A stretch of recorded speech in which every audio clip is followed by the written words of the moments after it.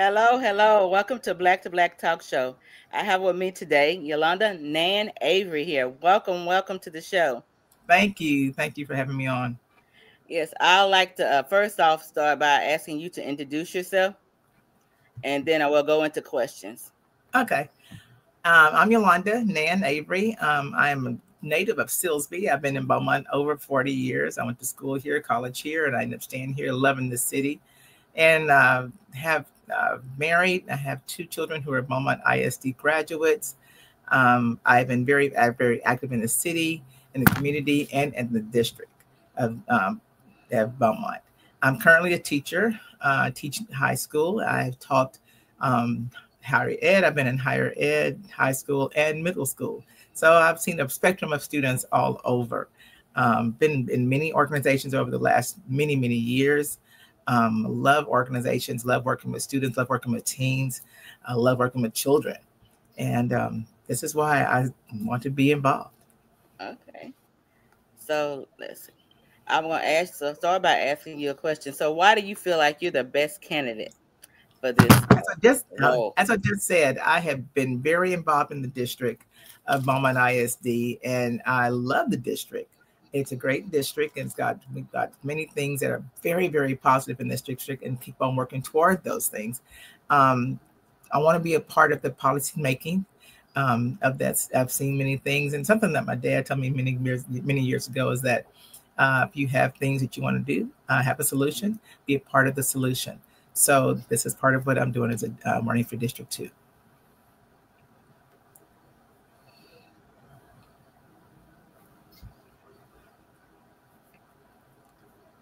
It's been very important to hear the constituents, hear people, hear. And I've been a part of that. It's been a part of PTA, been a part of Band Mom, being a part of all those things, on both sides. And even as a teacher, I hear those things, and they're great ideas. And sometimes people don't know the entire how to get these things done, but they're great ideas, but sometimes they just die there. So instead of them just dying there, but if they're great, let's see if we can make those part of what the policies are to make this district really great. Okay. What are some of the biggest challenges you feel currently Beaumont ISD is facing? Communication. Sometimes, they have those wonderful things in place, but, I remember being part of the other organization where I worked many years ago. And I remember seeing students that were older than average come to higher ed, and be scared, not scared, but, just apprehensive about what they wanted to do, but didn't know the questions to ask and know how to ask it. Yeah. And so it had to be a two-way conversation that we meet each other where we are, both of us, both sides. That way they can, they as a parent, they as a community, they as a school board, they as a teachers, they as an administration, all work together and actually communicate and make those, and keep the focus of what the focus is of the betterment of those children. That's what we have to always focus. And sometimes things get so busy that we forget about what is the important part, right? What's the goal? So that's why it's important, and that's not only communication bad, but communication better. Yeah. Okay. And of course, those achievement gaps. We talk about STAR. We talk about testing, but also talking about getting them really ready for the workforce or wherever they may be. May it be college, may it be working, may it be military. Getting them ready for the workforce. Truly getting them ready for the workforce. Yes. So, what about expanding on your career and you talking about technical education that y'all have at the schools already? Yes, coming from LIT I worked there for many years, and so I know that it was the best kept secret in the world, and CTE is, but CTE is amazing. It's amazing. I have graduates that I had at LIT are millionaires, literally. Was working and doing very well, and doing two-year degree, doing really well. So don't discard that. People think it as an alternative. No, it's not. It could be a primary. Okay, you don't go to college to do this, but no. Let that be all part of the process, because we have students from all walks of life, all that want varying things they want to do, like to do, and let's find what they like to do and do those things. And sometimes they're not always boxed. We got to look at every student each. I know it's a lot of students, but look at every student, what works best for them. Okay. So let's talk about what would you consider to improve teachers' recruitment and retention at BISD? Starting early. And what I mean by starting early is, you hear students when they're little say they want to be a teacher, right? Mm-hmm. In elementary school. Yeah. The profession they see. However, I have experienced, I have actually seen that students are in high school, work as sub tutors or intern as tutors, or intern as sub teachers or sub tutors at the school. And they work side by side with the teacher and work with the students. It works so well. There's other districts that have actually teacher aid certifications that they're going through CTE. They're going through, and it works. And so I could grow your own. I've seen this work before, and it works very well. And so you start early, because you never know. I've had students that worked in these capacities. They did not want. They did it because it's just something to do, kind of. But then they got there and loved it and changed their major. What they're going to do initially to, I want to teach school. I want to change. I want to help students. Yes, that's good. Mm-hmm. So, do you believe the teachers at BISD have adequate compensation and support? If not, what would you change? As a current teacher, no. We need more money, right? Yeah. Professional, but seriously. Yeah. We've been trained. We have been college trained. We have to be certified, and other professions that do the same and do trainings also and are certified make so much more than a teacher. So of course, there are different prices, different salaries for different districts. That's something to look into, but that also goes with the city also that we're in, working together toward those things. So it's a lot of factors in there to look at to be for the compensation. And unfortunately, people leave because they want to go to another district for more money. So that's something to look at. To retain our teachers that way. Okay. And so what else? I said, do you believe BIC could support the teachers' professional development and ensure that their resources are needed to be successful? Do you think they have enough of that? You can never be trained. My philosophy is, if you stop learning, you stop living. Yeah. So if you don't want to be trained, you don't want to get better. Want to get better. Yeah. You want to seek those things. You want to get better in all those things in your profession. Yes. And all you do. One thing that I tell my students every day now, I say, what did you learn in the last 24 hours? Maybe something small, minute, or something really big. Yeah. But what did you learn to grow? And that's personal.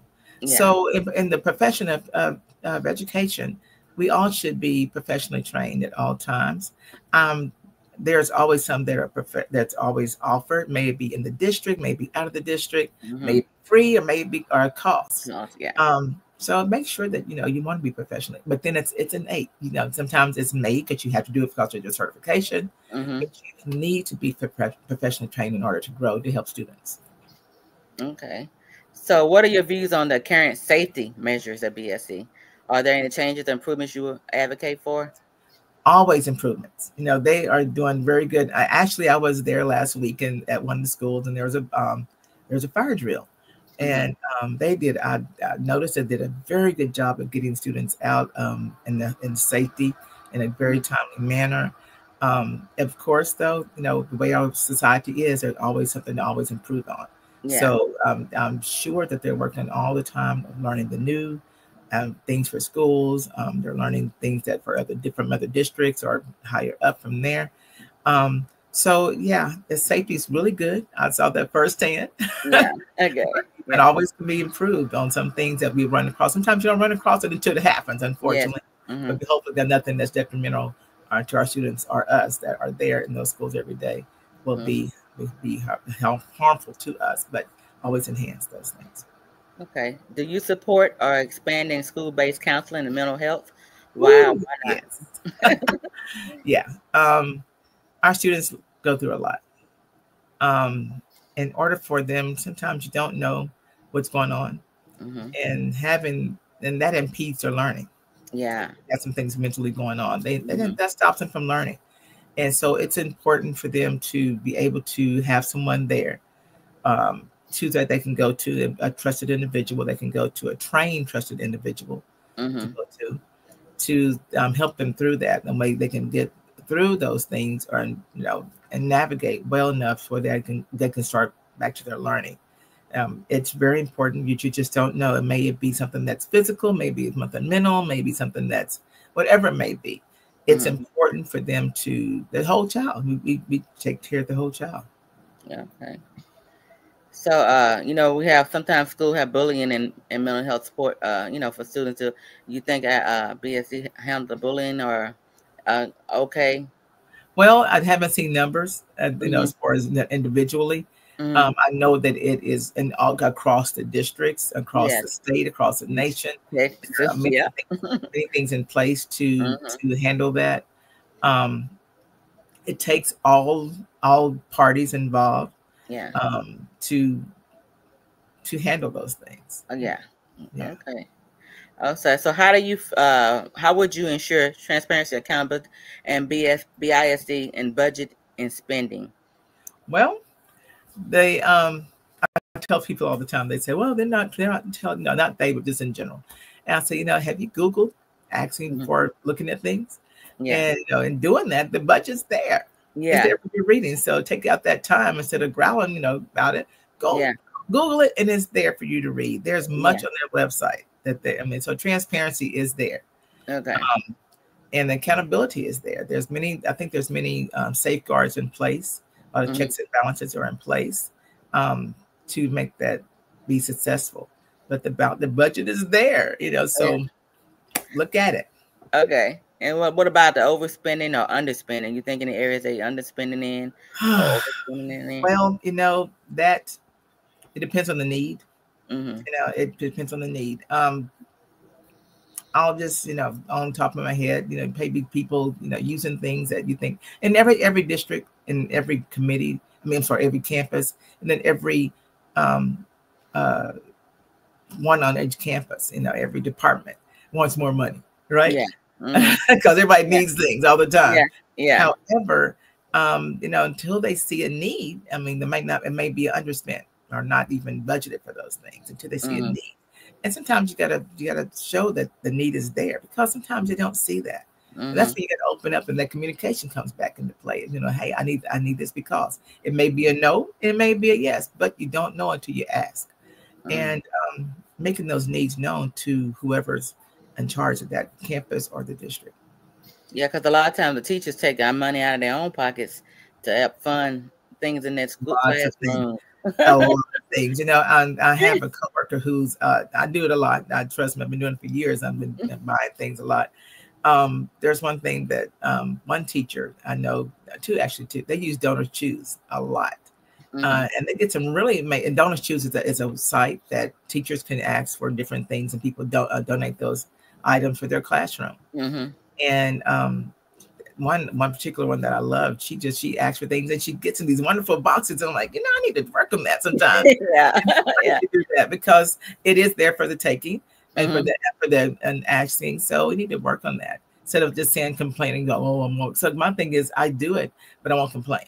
I want to do it. So, but then if I start complaining, I got to figure out another way to, either not do it or figure a way to do it with some help. So I enjoy. For instance, I know something simple. I give students a little present for their birthday.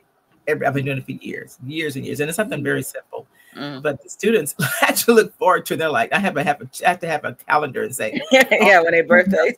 Oh yeah, because they remind me. Yeah. And so to have those things, and that means a lot. And I've had students for years that I've taught before and teach now. And they're like, I remember I got one when I was in 7th grade, and now I'm in 11th grade, and I got that from you. It's like, it goes a long way. So, yeah. And they look forward to it too. I bet they do it. It's really funny. So how do you plan on increasing parent involvement in BIC decision making? Wow, that is one of my loves, but it's a tough one. Yeah. And visiting, I was asking that same question. I said, do you have a lot of parents that are involved? And they don't. Parents are busy, parents work. And I do remember, my mother worked. And she was at another campus, and when I was at another campus, but they made time. They made time to. They needed to be there to be there. Yeah. And people. Well, I'm a single parent. I'm this. My grandmother was a single parent. Yeah. So she made time to do what she had to do to give her those children. So nothing new, but it's just a choice. Yeah. And I would love to have parents, guardians, uncles, aunties, nannies, whoever, everybody's got somebody in their life. Yeah. Want to be involved. Yeah, and that's what communication. And they have to be there. At home is the first teacher who taught you ABCs before you went to school. Yeah. Or who taught you 1, 2, 3, or Mary had a little late, or whatever it may be before you went to school. Yes. And we got to remember that's the first teacher. Yeah. That's what they can see. That's what they mimic. That's what they see. Yeah. So if we can, that child's a diamond. They're a diamond. And so we have to, as a parent, be that diamond win. You got to help them go forward. Yeah. And don't give it an excuse. Do not give it an excuse, parents and guardians and village, and help them because they need the help. And I hear all the time, I see all the time, well, they're in 11th grade, they're in 12th grade, they don't need, you at one point in your life, you parent them. At one point, you help coach them. And so, be parent when they're little, be coach when they're older, but it never stops. You have to be involved. It's not about just only prom. And, it's not only about going to the sporting events. It's about what's going to do with the rest of their life. Yeah. Okay. So I've been asking everyone about the vouchers. How do you feel about that? It's a no. It's a no. Yeah.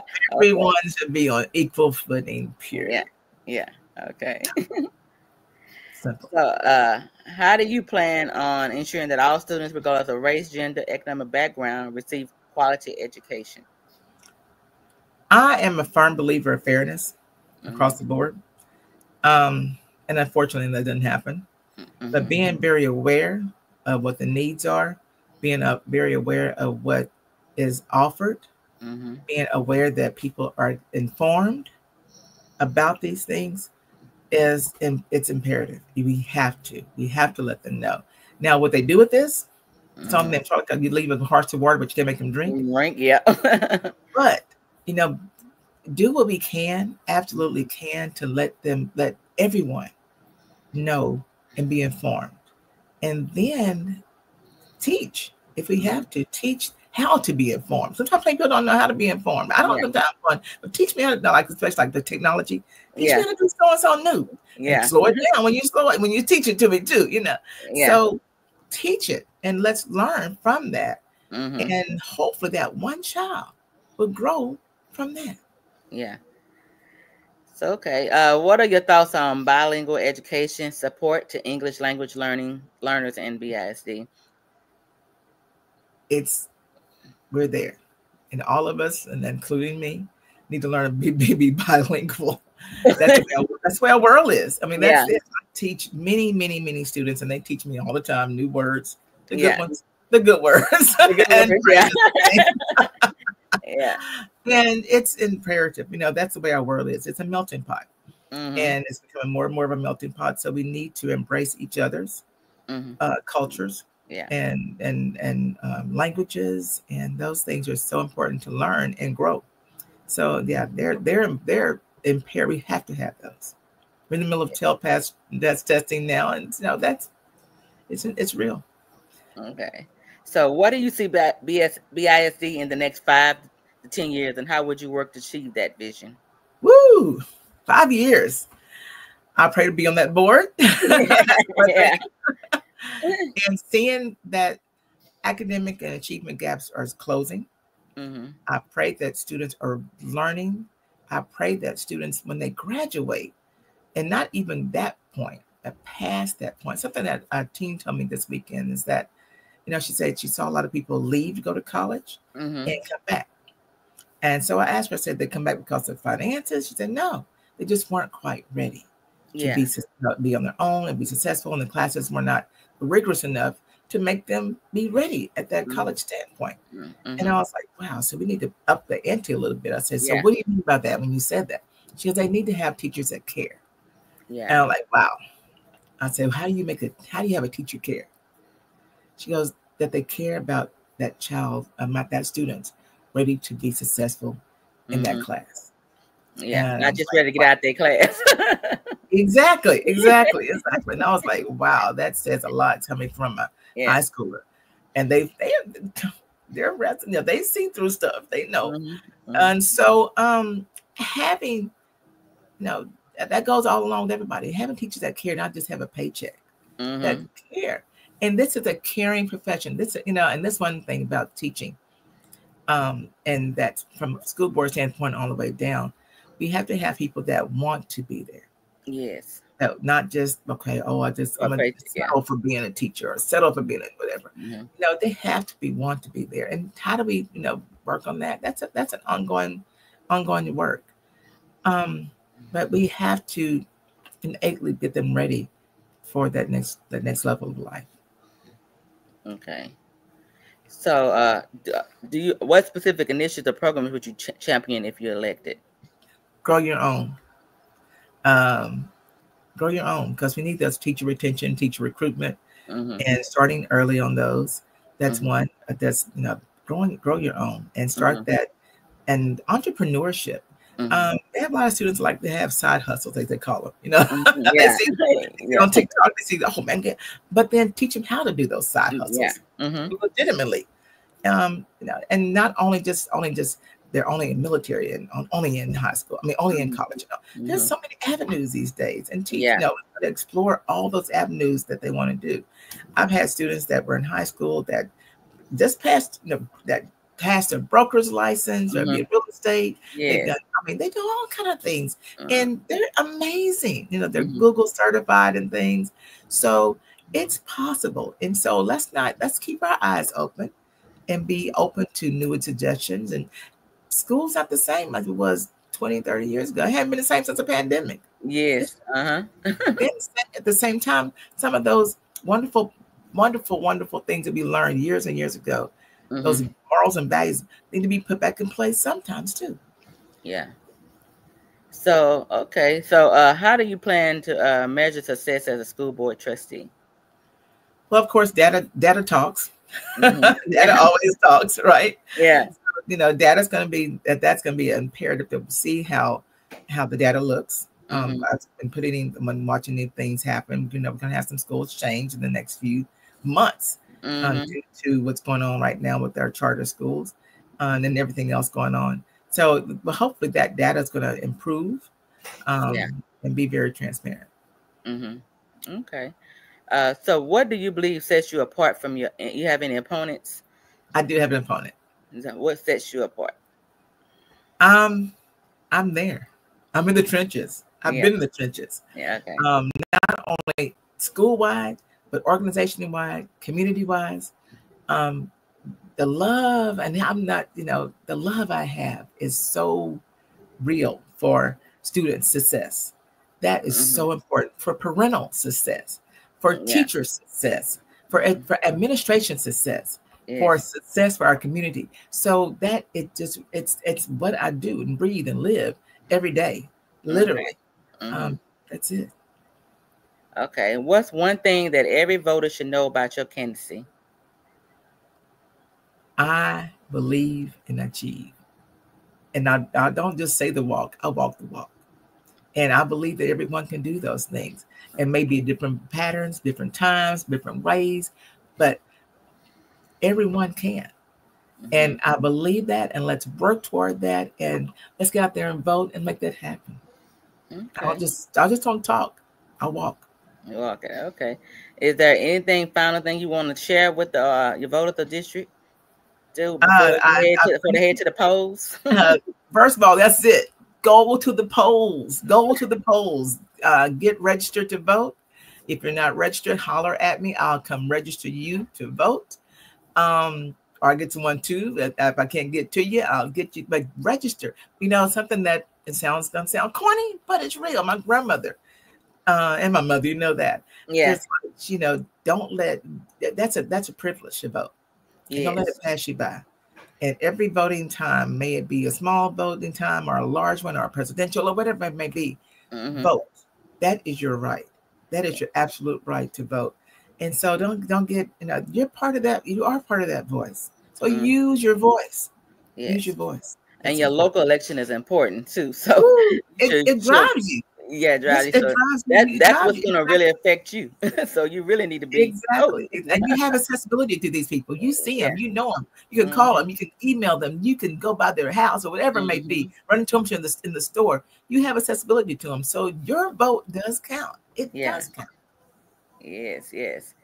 So I was going to ask you, do you what are the dates for voting and early voting? Can you share that with them? Early voting is April 22nd through April 29th. It's not a long time at all. So get out there and get registered, like I said earlier, and vote.